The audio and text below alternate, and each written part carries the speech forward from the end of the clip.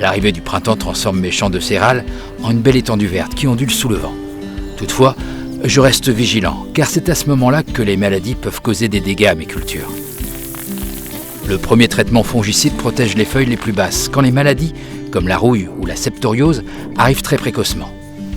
Mais j'attache une attention particulière au traitement de dernière feuille, pour la protéger des maladies, car c'est cette feuille qui, en restant verte le plus longtemps possible, assure le bon remplissage des épis, et donc de bons rendements.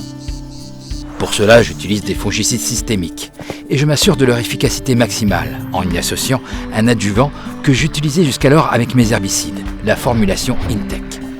En effet, nous avons mis au point la formulation Intec, l'adjuvant spécialiste des produits pénétrants et systémiques pour maximiser leur pénétration. C'est le cas des herbicides, mais aussi des fongicides de la famille des triazoles et des SDHI utilisés lors du T2 à la dernière feuille. Ils agissent au cœur de la céréale pour la protéger contre les maladies. Leur efficacité est directement liée à la quantité qui pénètre la plante. Les fonctions de pénétration et d'humectation de notre adjuvant prolongent la durée de vie de la gouttelette. C'est donc une quantité plus importante de fongicides qui pénètre ainsi dans les céréales.